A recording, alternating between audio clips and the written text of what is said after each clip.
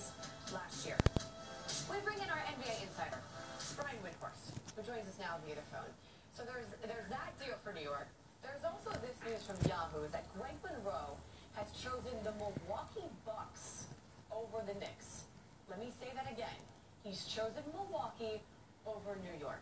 Now, based on the people around the league that you've spoken to, what's behind the Knicks pretty much missing out, swinging and missing on some of these free agent targets? Well, there's two factors here. Number one, there's reports out there that the Knicks did not offer Greg Monroe a maximum contract, which this is really a strange decision on a number of fronts. First off, the competition level for Greg Monroe is he had so many offers that you had to offer the max contract. Even if the Knicks didn't believe that Monroe was a maximum quality player, they have to acquire assets. You can't build your team up with just salary cap space. They have no advantage of not being a good team this year because they don't have their first-round draft pick next year. So even if you weren't absolutely in love with Greg Monroe as a player, if he was interested in playing for you, you had to offer him that contract, especially with where the salary cap is going. That seems like a flawed decision. There were certainly many other teams that were ready to offer him that deal. The second part of it is, bottom line, the Milwaukee Bucks are a lot more attractive franchise right now than the New York Knicks or the Los Angeles Lakers. The Bucks have some really good young players: Jabari Parker, Chris Middleton, Giannis Antetokounmpo. Jason Kidd is a coach that people like playing for. They're investing in a new arena there. They have a new ownership.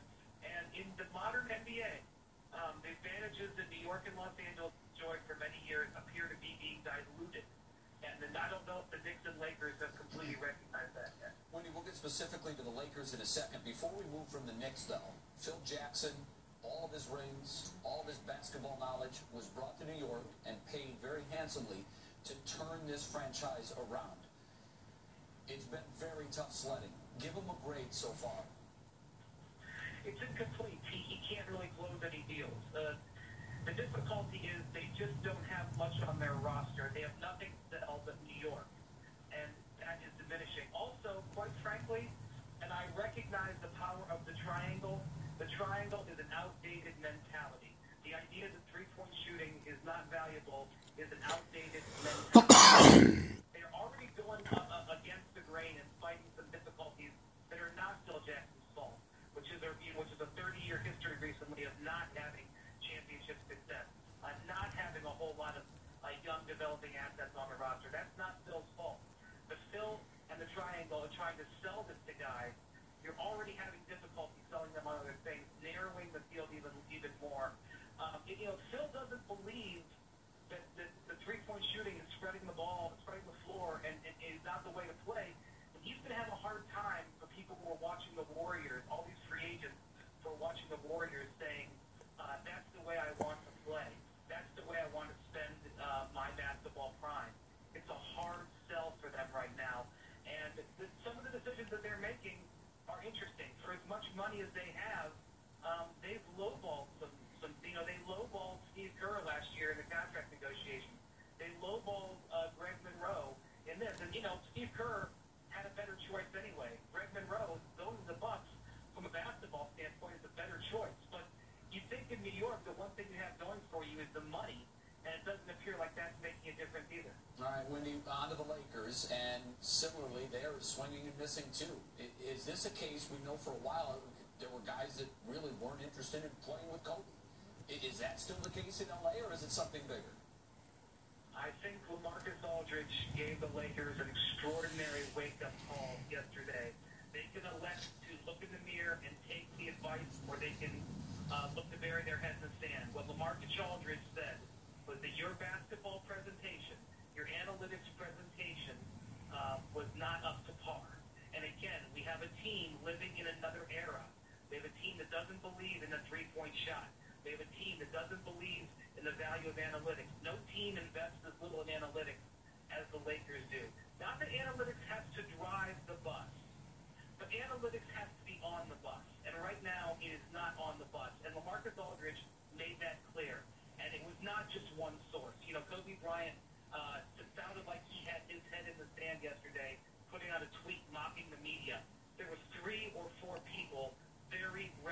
people, including Lakers beat writers, who were reporting the exact same thing, that LaMarcus Aldridge was not impressed with the Lakers, what they had to offer. It is not 2005 anymore. Kobe is not in his prime. He is not averaging 37 points, where it's a privilege to play with him.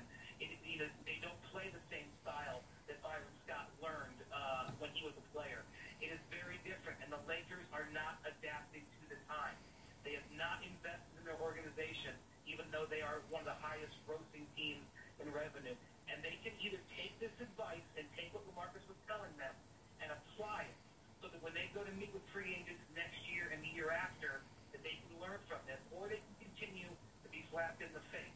The one great thing that the Lakers have is that they will always be a destination.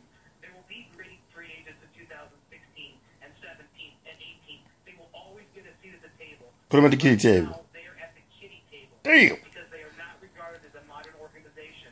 And this is being shown not by reporters, not by sources. This is being shown by free agents who are making their decision and making it known for everybody to see. And it's time for the Lakers and to a lesser extent the Knicks to realize that.